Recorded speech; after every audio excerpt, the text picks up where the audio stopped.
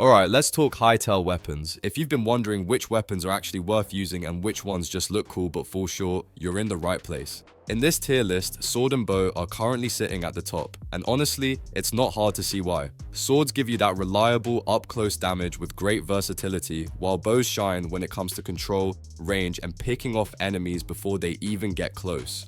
Whether you like charging into fights or playing it smart from a distance, these two weapon types consistently deliver the best results in most situations. That said, this tier list is still a work in progress. Hytale has a lot of weapons, and we're still testing, comparing, and breaking things down to see how they really perform in different scenarios. As we explore more gear and get hands-on with every weapon type, this list will evolve and change. So think of this as the starting point, not the final answer. Stick around because in this video, we're going to talk about why these weapons stand out right now and what might shake up the meta as we dive deeper into Hytale's combat system. I'm quickly moving on to the video and I'm ranking weapons in Hytale. Before we start, if you enjoy these types of list videos, don't forget to like the video and subscribe. Enjoy watching. The weapons in this tier are, in order from top left to bottom right, Daggers. Blink and you might miss it. That is basically the Daggers experience in Hytale. These things do not walk into a fight. They zip in, say hello 5 times, and dash back out before the enemy even finishes blinking. Daggers sit comfortably in the B tier because they bring the fastest attack speed of all melee weapons to the table, and that speed gives you a sneaky sense of control. On top of that, their charge attack adds a big boost of mobility, letting you reposition quickly, dodge danger, or just styled on your opponent like you planned it all along. Now, here is the catch. And yes, there is always a catch. Daggers hit fast, but each hit feels more like a polite tap than a knockout punch. The damage per strike is low, so these weapons really shine only if you can stay on target and land a full flurry of attacks. If you panic, miss your rhythm, or get clipped mid-combo, the damage falls off hard. In the right hands, daggers are a blur of constant pressure and movement. In the wrong hands, they are just very angry toothpicks. That balance is exactly why daggers earn their spot in the B tier. Insanely fun, very skill dependent, and surprisingly deadly when everything clicks. The weapons in this tier are, in order from top left to bottom right, hand crossbow, mace, and battle axe. If you like the idea of turning a calm moment into absolute chaos in about 2 seconds, the hand crossbow is speaking directly to you. This weapon is all about burst pressure because unlike the bow, it can load multiple arrows and fire them in rapid succession. That means you can unload a ridiculous amount of damage before your enemy fully processes what just happened. In close to mid-range fights, the hand crossbow feels brutal, fast, and very satisfying, especially when every shot lands back to back.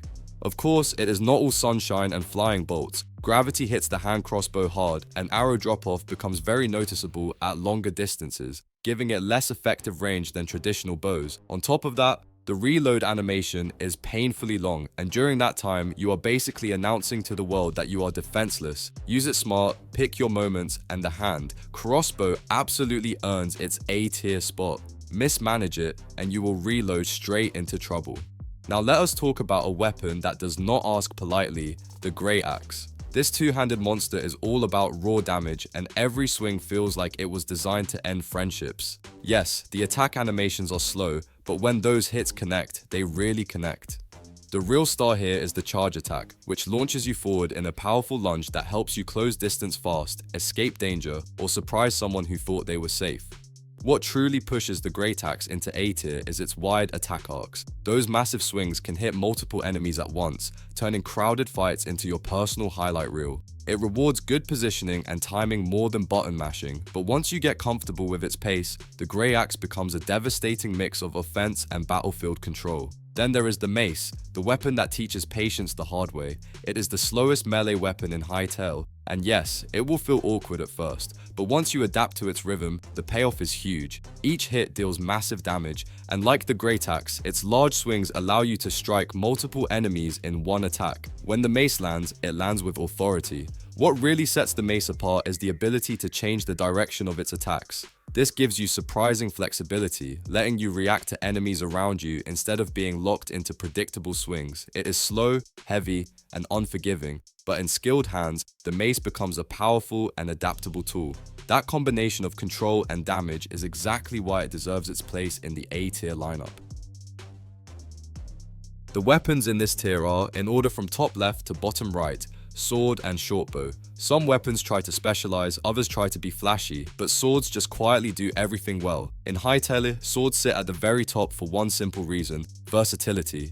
As one-handed weapons, they let you keep an off-hand item equipped, which is a massive advantage in real gameplay. You can fight with a shield up, light your way with a torch, or swap between off-hand items freely without ever putting your weapon away. That kind of flexibility wins fights more often than raw numbers.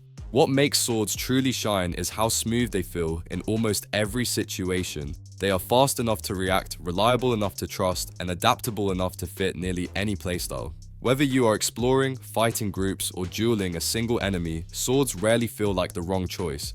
They might not look as dramatic as massive two-handed weapons, but they are consistently effective, and consistency is king. That said, swords are not perfect. Compared to two-handed weapons, their damage per hit is lower, which means fights can last longer.